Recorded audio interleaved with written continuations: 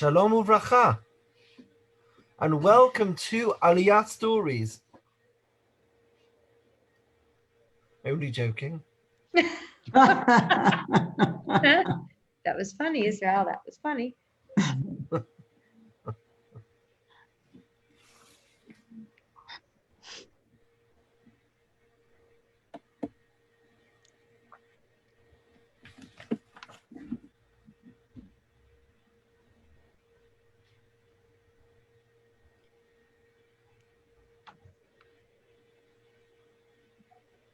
Shalom uvracha, and welcome to Aliya Stories. My name is Yisrael Cohen, and I work for the Aliyah department of the Jerusalem Municipality, assisting new Olim integrate in our wonderful city. I am joined by my esteemed colleague, Yaakov Berger. Yaakov, how are you doing? Uh-oh. Can't hear you, Yaakov. I'm doing great. Yaakov, can you tell us a little bit about your Aliyah story? I would love to open with a little bit about myself. I grew up in America in the city of Cleveland. I made Aliyah in 2010. First of all, I just want to wish everyone with us a happy Yom Yerushalayim here in Israel. We just brought in the holiday.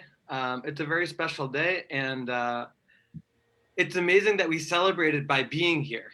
And it's one of these times where we celebrate the thing with the thing itself. We celebrate our access to Jerusalem by living in Jerusalem, by breathing the air here, and contributing to society. It's the most special thing. It's not like some distant thing. It's really our lives itself are really expressed through this holiday.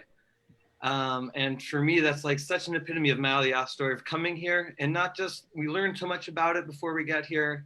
It's some far off place. And like ever since I arrived in the country, to realize that the dream of Aliyah is the reality of our day-to-day life. And sometimes when we learn about it, when we visit, we see Israel as such a big, far off thing. And when we come to live here, we appreciate that the day-to-day most simple things really is what it's about.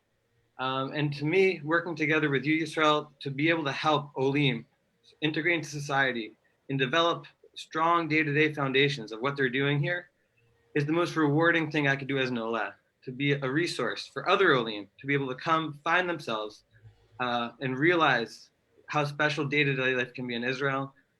And on one foot, I would say that's my Aliyah story, is to be here, to be contributing to society, and not only that, to be contributing directly to other Olim and their success. So I encourage everyone to reach out to us, take advantage of the resources that are available to you. Yisrael is an amazing resource for families, for educational consultations, for helping find your right neighborhood, for just talking out your Aliyah plans to make sure that it's all strategically, easy enough, strategically sound. It's a pleasure. Happy to help also any way we can, help you find a community, connect to people here, get your career started in Israel, find yourself in Jerusalem. Looking forward to seeing each and every one of you are here with us on Zoom tonight, in the flesh, on the streets of Jerusalem very soon. It's a real honor to be here. Amen. What a beautiful bracha. Thank you very, very much, Yaakov. I might just add that Yaakov is an excellent resource for all of you who are listening, an excellent resource to understand life in Jerusalem and to really, in a very sensitive manner, to discuss the issue of employment, to hear about what opportunities are available here in Jerusalem, and to help people build a successful career here in Jerusalem. He's really helped many, many people in his here in the office, and he'll be available for you as well. So make sure to sign up. You can book a Zoom call with Yaakov and to discuss your Aliyah to Jerusalem and discuss employment opportunities too. Now, as Yaakov mentioned, today is a special night. In fact, we couldn't have timed this evening on a better night of the year. Yom Yerushalayim is our festival. We live and we breathe this holy day every single day. It's such a great honor to be able to say that we live in the city of Jerusalem. And this year we're commemorating 54 years of the unified city of Jerusalem. And we're going to open the evening with the greetings from the mayor of Jerusalem, Mr. Moshe Leon. So Lena, if it's okay with you, we'll turn now to Moshe Leon. שלום מירושלים. יום ירושלים הוא יום מיוחד, יום שבו אנחנו מוקירים את בירתנו האהובה והייחודית. יום שבו אנחנו מעלים את ירושלים על ראש שמחתנו. אתם לא איתנו כאן, אבל אתם איתנו בלב. ירושלים חוגגת 54 שנים לאיחודה, ולמרות התמונות העולות לפעמים מהתקשורת, חשוב לי לומר לכם באופן אישי, ירושלים מאוחדת ותישאר כך לנצח. אנחנו כל השנה עובדים למען העיר ותושביה, בונים עשרות אלפי דירות חדשות, דואגים לשיפור פני העיר, משפרים תמיד את החינוך בעיר, וכמובן שגם את תהליך הקליטה. אני מזמין את כולכם לבוא לכאן, לבקר או לגור. כאן זה הבית שלנו, שלכם, הלב של העם היהודי. יום ירושלים שמח. מחכה לכם.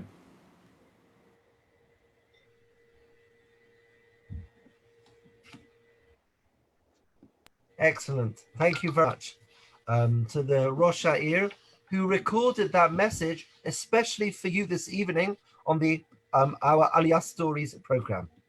Tonight we're going to listen to three incredible Olim, three families who chose to leave their homes outside of Israel and settle in our city, to hear a little bit about what brought them to the city, what draws them to the city, and perhaps they can shed some light and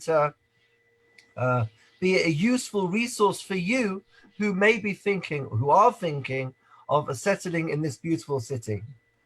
Well, our first guests are is Ariella Bernstein, Ariella and Avi. Ariella made Aliyah in 2009 with her family, and her husband Avi joined them in 2015. They wrote their book, Aliyah, Hope, Home, Hope, Reality, based on survey data and their experiences with Olim and the emotional impact Aliyah has on families we leave behind. Ariella and Avi, thank you very much for joining us. Thank you so much for having us. Thank you. Good to see you all. Could you share with us, tell us a little bit about your family. Tell us a bit about your kids. When you came, did you all come as a family, or did you leave some of the family behind, and that's the impact of your decision on the family? Yeah, Yom Yerushalayim Sameach to everybody. I think that we like to say in Jerusalem, every day is Jerusalem Day when you live here, literally every day. I think the rest of the world celebrates it with us today, but we feel it every day. In the answer to your question, Israel, yes, we came separately. As Israel indicated, I moved with 2 out of our 3 children. Our older daughter had already graduated university and was applying to medical school, and had already met our son-in-law and did not come with us. And as a result, we have a whole family with 5 grandchildren in Boca Raton. And my parents, who are, thank God, still alive, live in Lawrence, and I have a brother who lives in Connecticut. Avi's has a sister who lives in Muncie, New York, and his parents were alive when we left the United States, but sadly they passed away in the years since we lived here. I think, and I'll leave Avi some time to answer it as well, the impact of the family we left behind was very significant, and it remains significant today, even though I've been here for nearly 12 years. It's something we discuss often throughout our book, is that we find that the cultural gaps between us and the people we leave behind, it's not that they don't love Israel, and it's not that they're not Zionists, and it's not that they don't love Jerusalem. It's that there is just such a huge gap over the years that grow between families who live here and there. It doesn't so much matter where there is. If it's not here, they have a different understanding of our life here, no matter how often you come to explain it. And it became a theme that became the basis of our book. We become an adopted family to many, many young Olim, particularly between the ages of 18 and 30, particularly lone soldiers, benot sherut, people that finished their service and started university who remain connected to our family. And we found ourselves often being a bridge between the people who lived here, these young Olim, and their families who were back wherever they were. Families in Australia, families in Canada, families in New York, families in the UK. It's all over. And the questions are almost always the same, and the difficulty is almost always there. And it doesn't really get better with all the years that I'm here. I still find myself explaining things. But yes, there was a significant emotional impact on our families. One of them was the decision that we made as a family, and we talk about it a lot in our book, to not come at the same time. Avi stayed in the United States and worked in the United States for a bunch of years, which left me here with young children. And Avi can talk a little bit about that experience from his end, because it was different for each of us. When the family came in 2009, I bought my way onto the flight with Nefesh B'Nefesh to be with the family when they actually came. But I continued to be working in the US over 80% of the time in Washington and in New York, coming for Chagim and coming for long weekends. Family joined me during the summers, but it was something that became increasingly stretching. It was successful from a job point of view, but it was trying from a family point of view. And 2015, I joined the family here full-time myself. And that was really the priority, to be here with the family, with Ariella. And that's what it has been. Although for myself, when my father took ill and it required me to spend time assisting from early 2018, really till the middle of 2019, I was again, most of the time back in America. Ariella would probably say to come here, to be here full time, and then to do that again was extra difficult. Yeah. But that's something that's a recognition that Olim who leave their families behind may be called upon to do important activities for their beloved parents when the time comes. You just don't realize that, or even if you have it sort of in the back of your head, when you're a young person coming here, you don't quite realize that there'll be a point in your life when you'll have a job here and you'll have children here, but you might have people back there, wherever there is. And never mind COVID, okay, because that's now a whole different discussion on how often you can come in and out of the country and how complicated that is.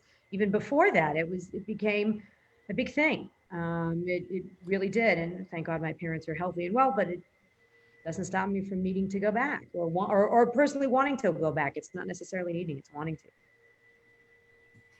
Wow. It's a very complicated situation when a family is not just, two parents and a couple of children. It's a much wider circle. And Aliyah does involve shaking up families. Mm-hmm. Yeah, no, unquestionably that's the case. And I think that, I think you talked about your office being a resource to Olim. I cannot stress enough how important it is not only to speak to your office and your resources, but find the people in your life here who become your resource here as well. I know it doesn't matter whether it's the person who sits in the cubicle next to you at work, or whether it's a friend of yours or a neighbor or somebody in your Beit Knesset or your matnas. And 9 out of 10 times, if you're a young family that's coming with young children, the people you're going to know automatically are going to be the parents of the children that are in school with your kids. So that's going to be your first line of people that you're going to have, and they become your resource, and you find yourself becoming a resource for somebody else. And I think that every Olet thinks that they've mapped out, as Jacob said, thought strategically about every little thing. I can promise you have not thought strategically about every little thing. You can do the best you can to think strategically about every little thing, but the stuff that's going to crop up and that you suddenly have to deal with, and that you need somebody to talk to. And I can't stress enough how important it is to the minute you hit the ground running, you find those people. And it's going to be hard. I'm not going to tell you it's not going to be hard. Developing relationships with new communities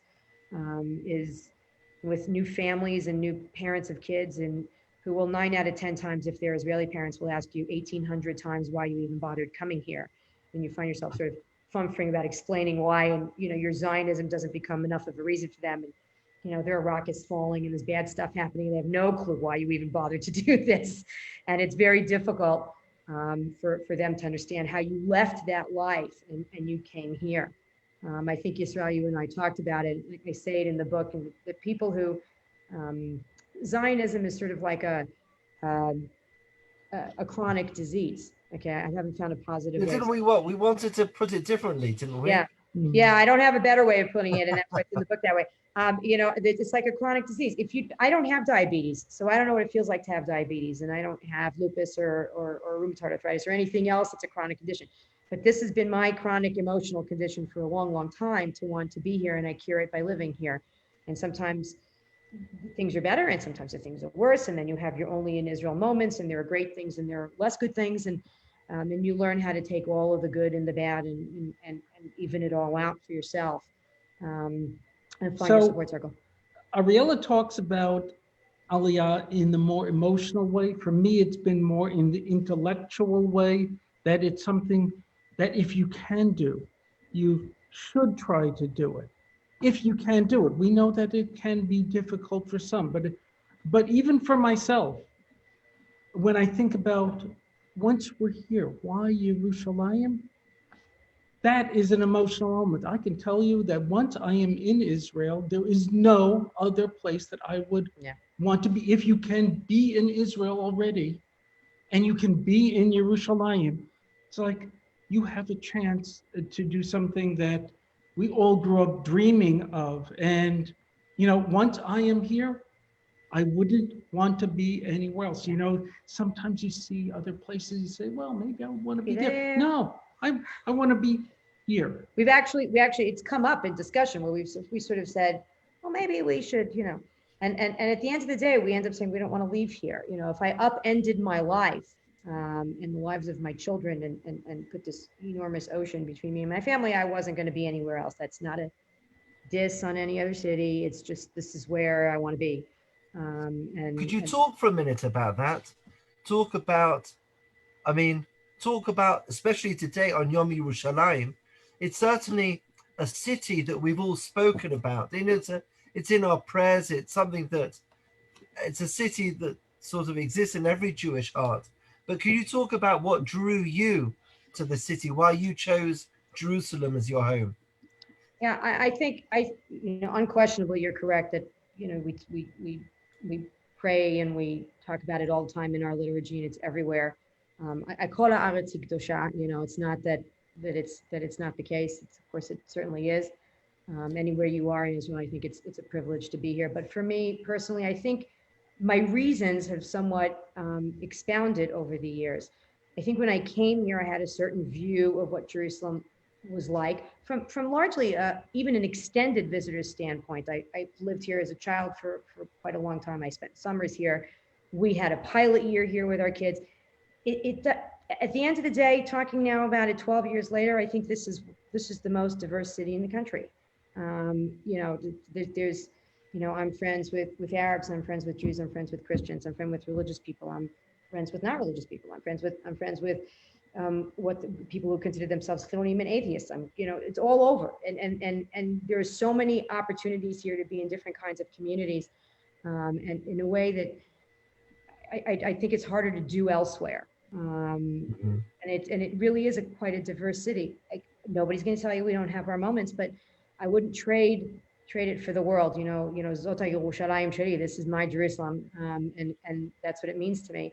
And I think that it means a lot to be in a diverse place.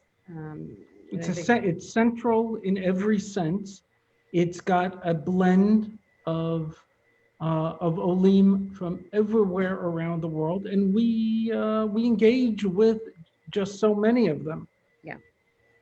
Wow. And my children, by the way, are graduates of the education system in this city. My daughter went to Pelech, my son went to Himmelfarb. You can ask Israel all about those schools. He knows all about them. My kids are graduates of the school system here. It is one of the I mean, Yisrael knows this better than me, but it's the largest school system there is in the country. There's something like 320,000 children in 4 different types of school systems in the city. And so it's extremely complicated. It's extremely complicated. And there's, I think there's a reason why people send their kids here from other places, way outside of Jerusalem. My son had kids in his class that were from down south. You know, it was not that it's such an easy place to get to, but they dormed with family and stuff. But there's a reason for it. There's just a lot of choices. Also, the reason why you need Yisrael's help sometimes, because you'll need to understand what those choices are. And they're different than what you have wherever you live. Wherever you live, I guarantee that what your choices are here are different, and speak to as many people as you can to get to know what those differences are. That's good. I was going to go actually to that, a final question to ask you, and that is, you've been here now for 12 years. What have you learned over these 12 years that if you were to go back 12 years, what would you have told yourselves to prepare you for your Aliyah? What have you learned now that could be helpful for people who are following and now planning their Aliyah? Yeah, thanks for that question. That's gave me a lot of food for thought. I think probably one of the things I would encourage anybody who's coming is to spend a lot of time, particularly if you're not coming with your parents or your grandparents or anybody else who you're close to, spend a lot of time talking to them and keeping those lines of communications open. It is a difficult thing, and I have, quite frankly, lost my patience explaining it to my own family. For instance, this is a very common conversation. I don't have it anymore because my children are big, but this concept in the education system where when you're in high school, you take moed bet, which is really second chance of taking exams, okay? So the conversation was like this, why am I not sending the children to the United States to visit with family before July 15th? Well, that would be because they're taking their set of exams again. Like, why? Did they fail? No, they didn't fail. They just want a better grade. In the United States, if you take, or anywhere else really, if you don't do well, you take things again only if you fail, not so much because you want a 5-point difference, because you want to be able to edge out the next guy in 5 years from now when you're applying to university. That's the conversation that I've had year after year. I'm explaining to people who understand it, but it just doesn't sink in. The concept of preparation for things in advance in this country has a whole new meaning than it does to anybody who lives outside the country. Ask somebody what they're going to do in a month from now in this country. They're like, well, I don't know what I'm doing tomorrow or the next day or Shabbat, I mean, Yisrael, this when we WhatsApped this morning about this, this is what it is here. When my mother asked me who's going to cater the kiddush for my son's bar mitzvah a year and a half in advance, I'm like, well, I'm not really sure, because by then, whichever caterer I might want to use today might not be around tomorrow, and there'll be 16 new ones. So I'm not just going to plan about this right now.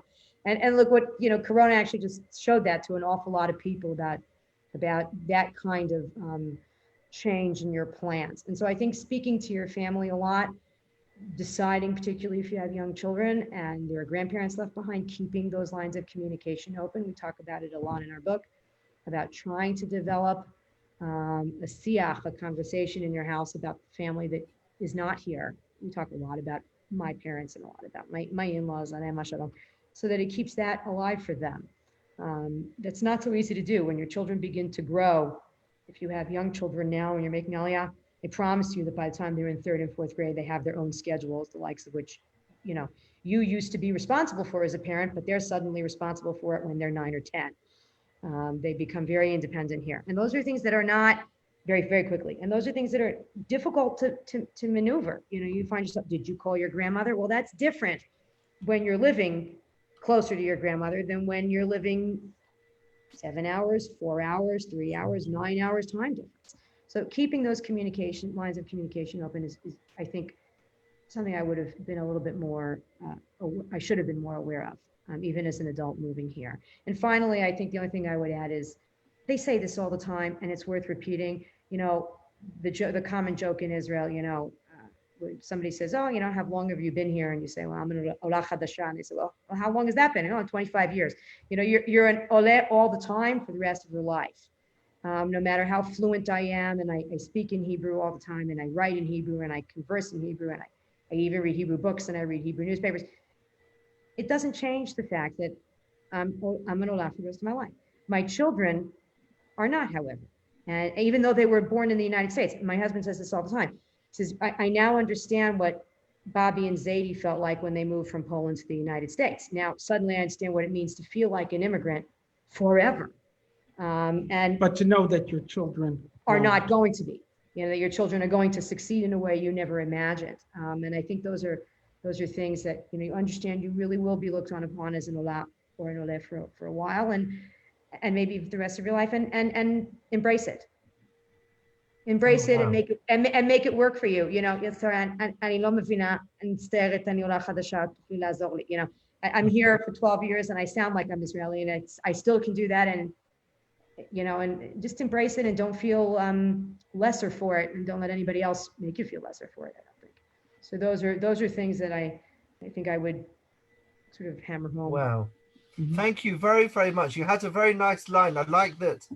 When you make Aliyah, your children will succeed in ways that you couldn't even have imagined. I think that's a lovely sentiment to conclude with. You mentioned your book a few times. If somebody's interested in the book, I have a copy of your book actually in our office. If somebody wants to find out about the book, how would they do that? You can find it on Amazon. You just do a search for Aliyah, Home, Hope, Reality, or under my name. You can find it either way, and it's available at any Amazon anywhere. And we have a site for the book also. We have a website for the book. We can post it, or Israel, you can post it maybe when this goes up, and if anybody wants it, they absolutely can contact us on my website. I have a contact form. You can reach out to me anytime. Right now, 99% of the questions I have are, how can I help? And I do most of my evenings help relatives of Olim here in Israel get to Israel to visit their family, which is a current issue. It's a current issue. It's right now. It got to the point where I had to make some very quick decisions on our own website to be able to help people file the immense amount of paperwork that they need to do to come visit their families here. Oh my gosh. So thank you very, very much. Thank you. Really, thank you for the opportunity. It's a pleasure to meet you and to hear your thoughtful comments about living here in Israel. Thanks so much. Thank you very much for having us. Thank you. We're going to turn now to Lian Wakabayashi Grunberg. Hi, Israel. How are you doing, Lian? What a pleasure to see you. Good to see you always. Always a pleasure, absolutely. Lian is originally from the US, but she spent 30 years in Tokyo. She's a single mother living in Jerusalem with her grown daughter and their dog. Lian, can you tell us a bit about your background? Where did you live? A little bit about your life before you came to Jerusalem. Sure. I'm a journalist originally, and I went to Tokyo in 1987 on a magazine assignment, and I loved what I saw there. I saw this opportunity to write and got a job at the Japan Times, and fell in love with the city. There was a small Jewish community there, conservative Jewish community, which is my background. So it was a perfect match, at least I thought it was. I did what most of my family were doing at the time. I married out of the religion. I married a non-Jew. I married a Japanese man. And not long after the marriage, many of my friends in the Jewish community parted for their next assignment overseas. And there was, I would say there was a gap of maybe 10 years, my first 10 years in Japan, where I was really in my husband's world of Shintoism, Buddhism, Taoism, and learning a lot about that culture. And at the same time, realizing it wasn't sitting well, but not having any recourse to change it. And then in the year 2000, Chabad arrives in Tokyo, not one, but two Chabad houses. And they brought with them their wonderful, accepting, embracing warm hospitality, welcoming us. And I should say, my ex-husband, and we became regular Chabad goers. When I say regular, I'm saying every Shabbat. And my children grew up in the Chabad house of Tokyo. So the last, from 2000 till 2017, I was becoming more and more interested in orthodoxy, but it was just nothing that was done. It wasn't scripted into my family story for 5 generations. So nobody really understood, you know, what was going on. I'm in Japan, I'm becoming Orthodox. What's going on here? So there's nothing like antagonism and conflict to create a great story. So I saw that I had to take notes on what was going on in our lives. So I took notes, and as a writer, I published articles about this transition into Orthodoxy. And it became a book. The book is called The Wagamama Bride. It just came out. Wagamama means in Japanese, selfish. And I use this idea of selfish to express an idea that Jews don't really have to worry about, which is to have your own opinion and to express it can be seen as selfish if it goes against the societal way of thinking, the tribal way of thinking. So by becoming more and more into Judaism and following, keeping Shabbat, taking my kids out of school, if it was sports day or Yom Kippur, the kids were going to Chabad house. They weren't going to sports day, which was fine with me, but it wasn't too fine with the Japanese side of our family. So I was working with a lot of issues that I had to be strong enough to explain in a way that the family could accept and take on.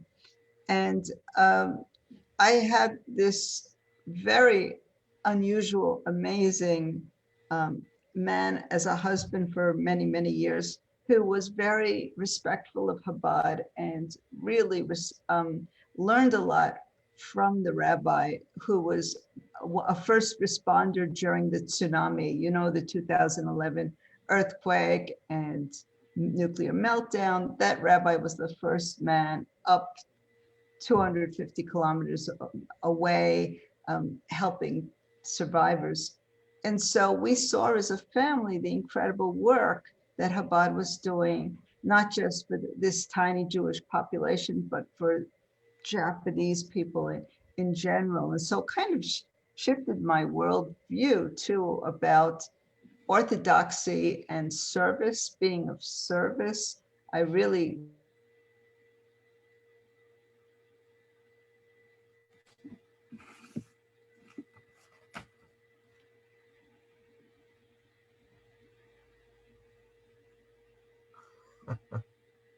Leanne?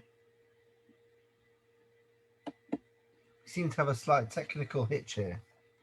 I would love to continue telling Leanne's story, but I don't know it, so I can't.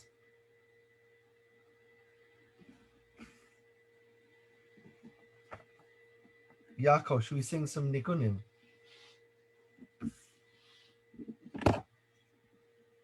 There's something about Yerushalayim. Aye. Uh-oh. That's not so good.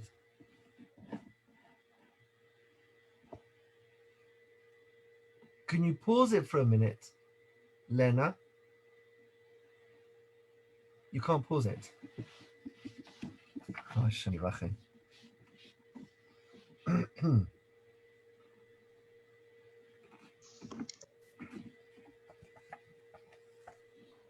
That's a bit of an issue.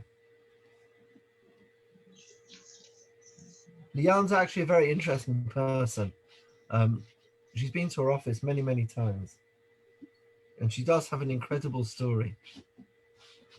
hopefully when she returns, we'll find out a little bit about why she chose to move to Jerusalem. I mean, we haven't had that many Olim from Tokyo. And when we first saw on the list, we got a list of the Olim, saw an Ola from Tokyo. It was a very exciting moment. And she's really built this very close connection to the city. And if she returns to our conversation, perhaps we'll hear a little bit more from her about that. Perhaps until she returns, let's go now, if it's okay with you, to Chaya. Let's talk Chaya, and we'll speak, and then hopefully Lian will return at the end, and then we'll hear the end of her story. It's always good to have a little bit of suspense in these things. Why did she move to Jerusalem? What drew her to the city? What does she do now that she's here? You're going to have to wait till the end to find out all those things about Lian. But for now, let's turn to Chaya. Let's turn to Chaya. Chaya Richardson is married to Aina Emmanuel. And they made Aliyah in 2013 from Brooklyn, New York. And they currently reside in Jerusalem with their children, aged 1 to 10. The youngest is 1, the oldest is 10. And it's gone 10 o'clock at night and you're still awake and with energy, which is impressive with young kids.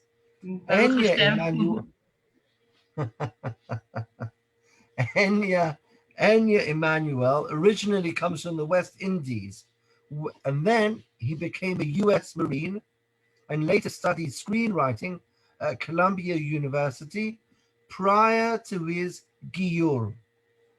Since making Aliyah, he was awarded an artist's grant from the Ministry of Immigration and Absorption for his screenwriting, receiving their highest score of distinguished.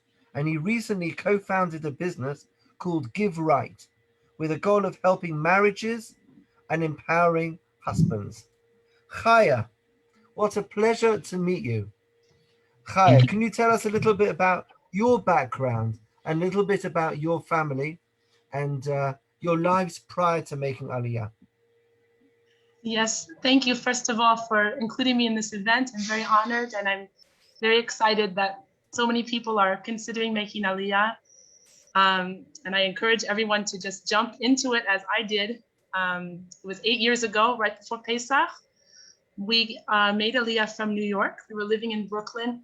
I had my husband and I were married for just 3 years, and we had a 2-year-old, and another baby was expected right around Shavuot time. So we made Aliyah at Pesach, and it was really something which my husband encouraged me to do, and he felt it was the future for our family, and there was no other place to be. And I wasn't as strong as he at the time, but I went along with it, and after now 8 years, I feel there's nowhere else I can be. So I really encourage everyone to make a jump. If you're feeling any hesitations, not to worry, because if I didn't, I wouldn't be here, and I wouldn't feel that way. So Baruch Hashem, we live in central Jerusalem, very close to the Takane Merkazit, which is about a 30 minutes commute to the Kotel Maravi, and we're in walking distance of the Shuk, Makne Yehuda, the neighborhoods Mekor Baruch and Romema, and we really like being central, just having access to everything the city has to offer. Is there, when you were thinking about making Aliyah, I mean, there are many cities in this wonderful country. What is it that drew you in particular to this city? What did you see in Jerusalem? So for my husband, it was the Kotel, and he saw no other place he wanted to be.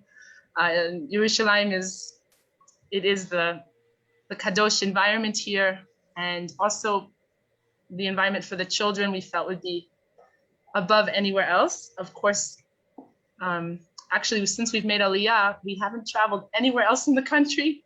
We've stayed here for 8 years. We haven't traveled, and we feel very connected to Jerusalem. You haven't left the city. You haven't left Jerusalem. A few day trips maybe here and there, but aside from that, the only time I traveled in Eretz Israel was 10 years ago when I made a Birthright Israel trips. 10 years ago. It was much more than that.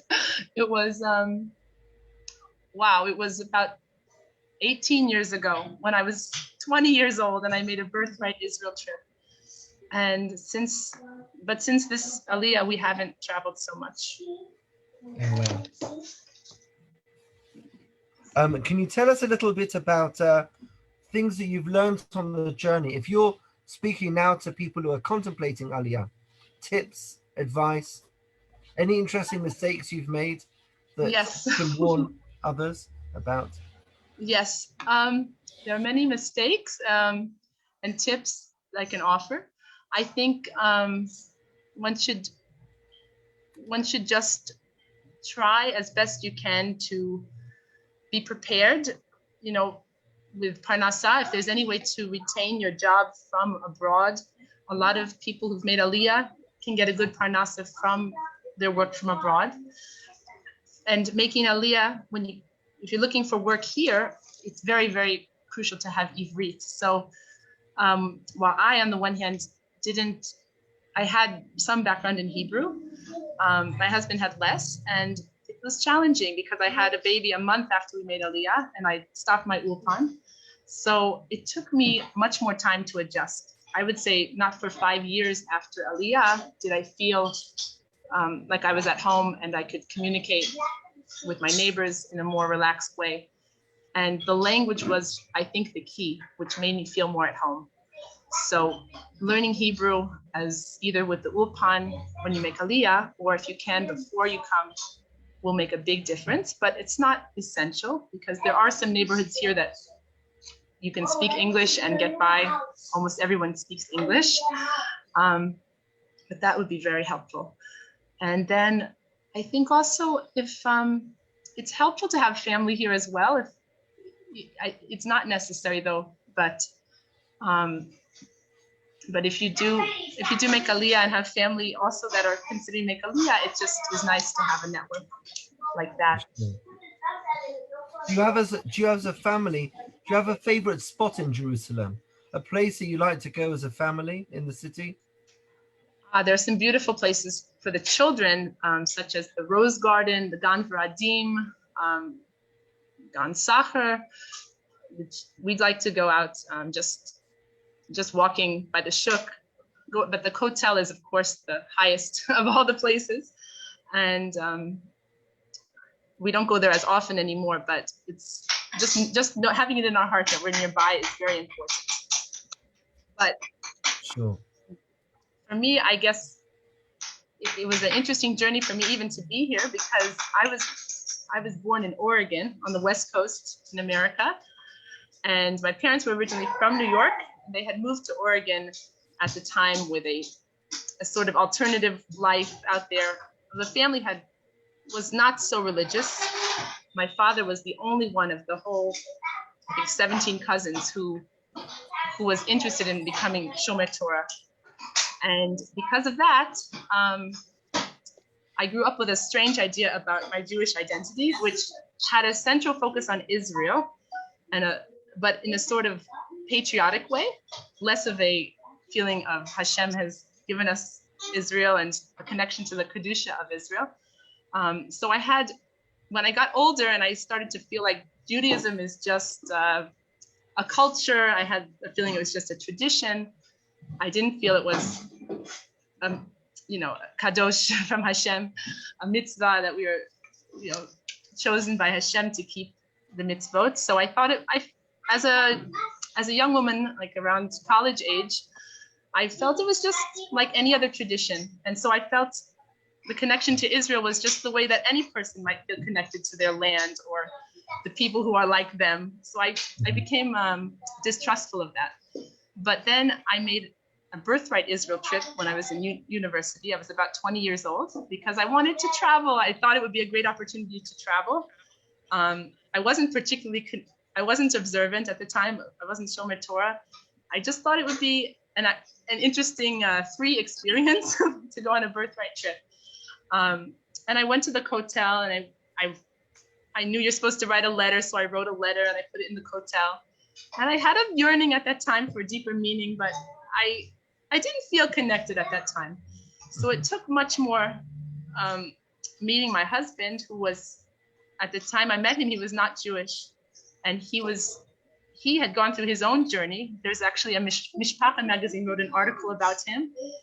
If there's a way to access it, he was born in Trinidad, originally raised in the Catholic Church, but then he asked too many questions and got kicked out of the church. Then he became more interested in science. That's how he viewed the world, through science. But eventually came to Torah through a search for truth, which just penetrated his whole life, a search for truth. And in the end, the roads just lead one way when you're searching for truth. So when I met him, I was finally open to a different understanding of what it means to be a Jew. And ultimately, this is what I was able to make Aliyah with this deeper connection. So this is why Jerusalem was so important. And it's really your connection sounds to me like a very strong spiritual connection to the city is what draws your family to the city. Yes, it is. It is. Yeah. But we lived in New York before this, I went to school in Manhattan, right in this heart of Gashmiut, which is, physicality, the center of the world in that way of thinking. But I think since making Aliyah, I now see this is the center of the world. And because of that, I'm not just saying it, there's a real challenge here and a struggle to choose emet, to choose truth here. Mm-hmm. There's a lot of pressures to, for example, when my husband made Aliyah, he was pressured, get a job. You're not going to support the family. He got a job, which then conflicted with his going to the Beit Knesset, going to the synagogue in the morning. He would have to work a night shift sometimes, and he suddenly was losing his tefillah. So it seems like here it can be more pronounced, where one feels there's a tension between you. Either, Torah is going to mean, right. Keeping Torah is going to mean you're going to have a hard time with parnassa. But on the other hand, I feel that struggle is really more within me, because in my family there's a prejudice that keeping this way of life it was the people who were poor, who lived in the ghettos, that that's associated with keeping Torah. So because of that, I think living here sometimes brings to the highlight these tensions, which are really the key questions of reality. I think what's exciting, in Jerusalem, is the variety. Like Avi and Ariella were saying before, it's interesting that the city draws families like yours, but it's a very varied city, a very diverse population. And it's quite wonderful that so many different types of worldviews can live together in the same city. Yes. I just wanted to ask one last question. Thank you for telling us about your journey, a little bit about tips for other people. Just very briefly about your parnassa, about what I know that your husband is not getting up in the middle of the night. He's now what is, just very briefly, mm-hmm. What is your parnassa? So my husband actually started a business about with his Torah Chevruta. I'm going to share my screen. I can actually show you a video, but the whole premise basically is it's a company which has a goal of helping marriages and empowering husbands who want to deepen their connection to their wife, but maybe don't know where to start. So the idea is to help a husband to write a letter to his wife on card-like art. I'm just going to share my screen so you can get a little view of this website, but it's a work in progress. Let me see. So basically, can you see it now? Almost. Okay. Excellent. Yes, we're on. Okay, so this is the website, which is a work in progress. Would you miss the opportunity to get closer to your wife? So with card-like art, you just have to write to her. And there's here a quiz that you can take. A husband can take. He can answer the questions about his marriage, and it will change depending on how he answers the questions. And at the end of this, there's a way to choose a card. So the cards are very unusual.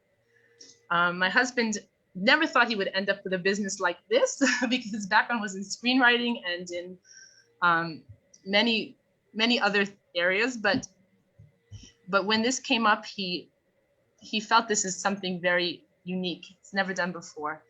So I'm just going to play this video of some cards that we created that are enable. They were developed to help a husband who wants to write to his wife, but might not know where to start. And so we're trying to make it very appealing and attractive with very unusual cards that will appeal to him and will make the wife very happy. But this is a spinning card. It took us like 9 months to develop this with a product designer.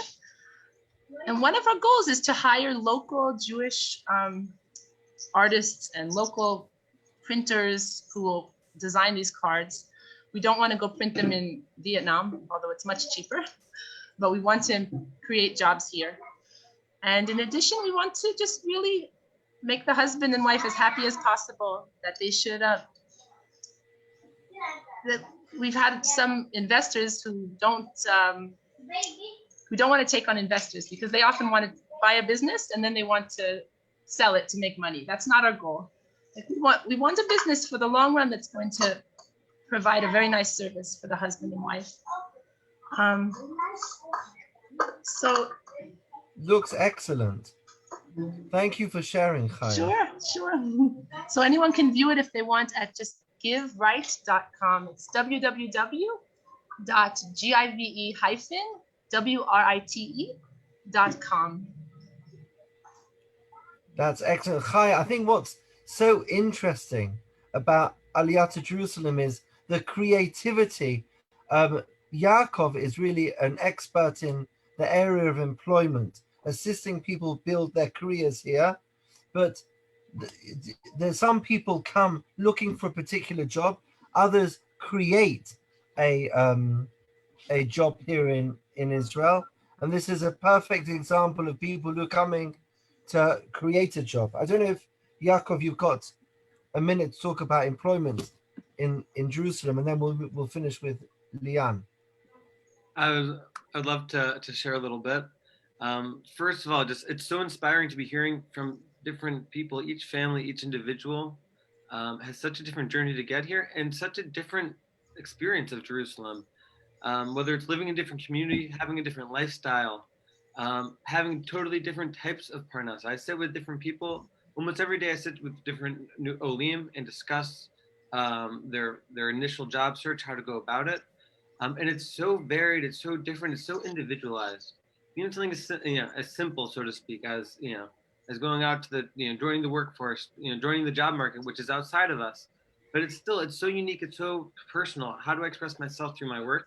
How do I find my unique place within such a broad job market?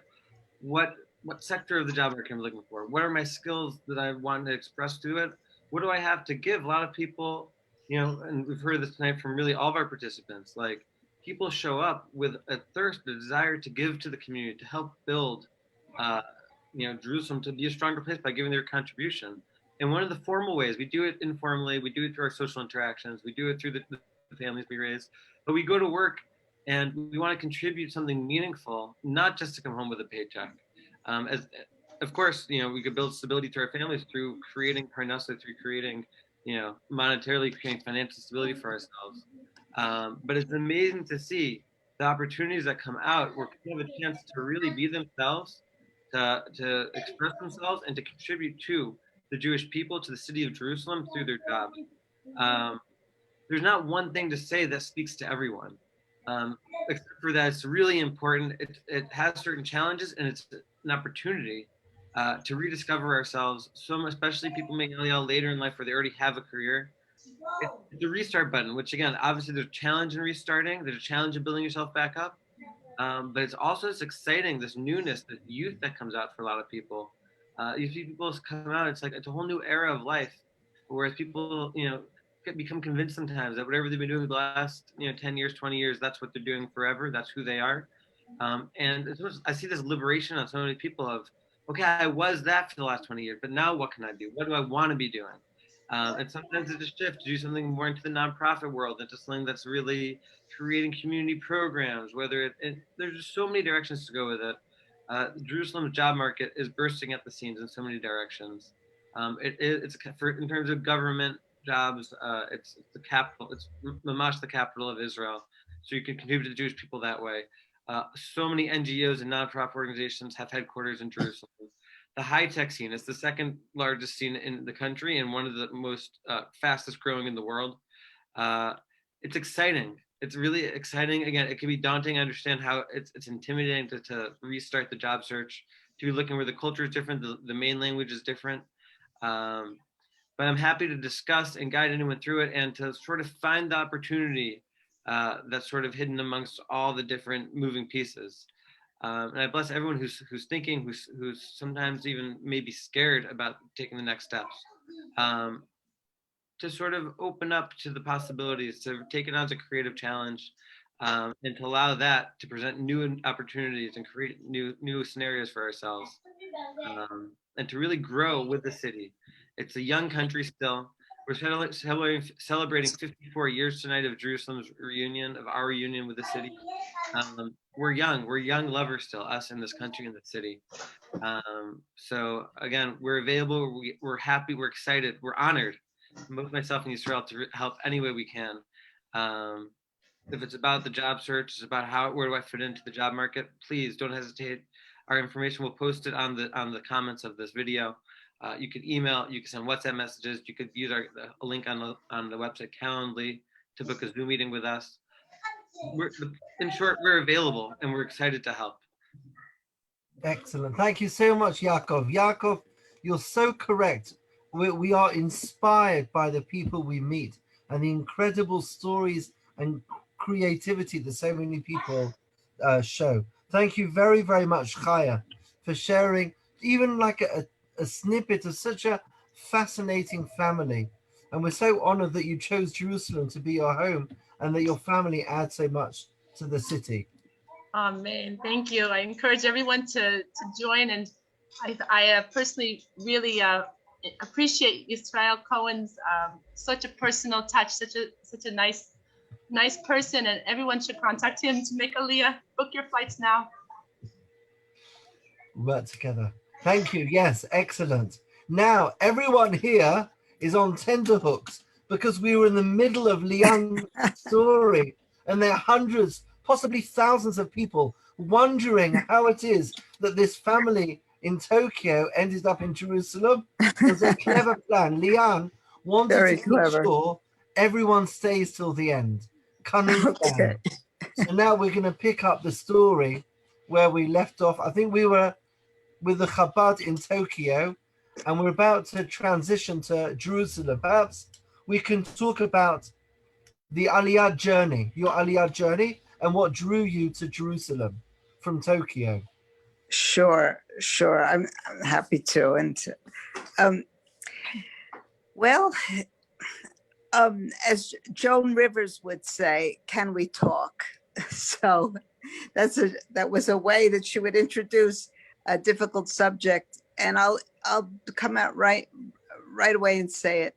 One of my kids has bipolar disorder, and she was really struggling in Japan, and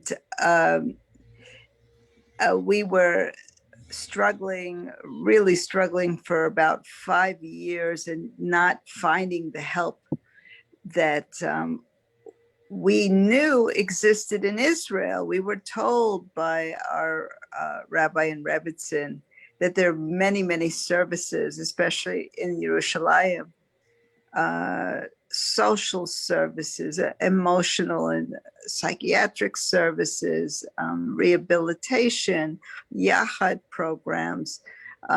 Even the psychiatric hospitals were more compassionate. So we heard many, many things. And what happened was I came here for a month to have a kind of break from life in Japan. And my teenager had another psychotic break, ended up in Etanim Hospital. And I just knew that I had to stay. I just called my husband at the time and I said, we've got to give Israel a chance for her recovery. There's a lot here that can help her. And he was tremendously supportive. He sent me all the documentation that I needed for making Aliyah. And within weeks, I was a new citizen, which was amazing. It was a big boost to have that Sudat Sahut, the numbers that qualify you for all kinds of services. But honestly, it took over 3 years for my daughter to catch up and get the same benefits, because there is a bias in the Misrat Hapanim against the mentally ill, and they made it very difficult for her to apply. And this was, I would say, it got to the point where it wasn't even a ministry issue. I saw it as an issue of Hashem strengthening us to be here. And looked at from that way, I thought, I can handle this. I live a walking distance from the hotel. Anytime I need a little bit of a boost, I can go there. I could watch the sunrise on my way there. I could watch the sunset over the hills of this beautiful city. So all the time I felt I was being tested, and my child to stay the course. And what happened was there were many people around us who helped us emotionally and helped us just believe that it would work out. And I'm a writer, and I have to thank the Jerusalem Post for agreeing to run a cover story about my daughter's stay at Etanim Hospital, which this never would have happened if I lived in America or lived in Japan. This kind of honesty, coming forward and being real about issues in our family lives, because I knew that if it happened to me, it was happening to a lot of families, and we needed to talk more about these issues. So that also strengthened me to be here, to come out and honestly talk about the issues. And as somebody else said, to work on making things better, because there's a lot in this society where there's a lot of room for improvement. So we're here to make things better and to call the things that are not working as they are, and to, from our experiences in other countries, to make things better here. So that's that's incentive for me to be here too. Oh, wow, that was beautiful. I loved your description of the sunrise and the sunset, and I very much resonates. Yes. Thank you. One final question, Leanne, and that is, anything that you could give, I would say, to other Olim coming from Tokyo, but let's broaden it. Let's broaden it to Olim coming, any English-speaking Olim, anything that you learned on your journey that would be useful advice for somebody who's planning their journey now. Don't sweat the small stuff, and it's all small stuff. What can I say? There's a million reasons a day to be grateful to be in Jerusalem, and there's a million reasons a day to be aggravated, and so we're tested every single moment in being here, and to choose to be positive about the experience, because I'm not going to fool you. It's a trial. It's definitely a trial, but people tell me that I look younger since I moved to Israel. So that must mean something, that living in this stressed out society has actually been the been a key to the fountain of youth, maybe, because I just realized that it's all small stuff. That's excellent.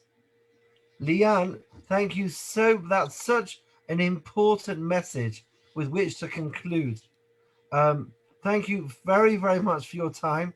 Thank you for always entertaining us when you come to visit us at the Aliya Hub. We always enjoy your visits. And for those listening, know that we have an office in Jerusalem, right by Mamila. If anyone is visiting Jerusalem and planning their Aliyah, Yaakov and I are available. It will be the greatest joy in the world to speak to you, to discuss your Aliyah.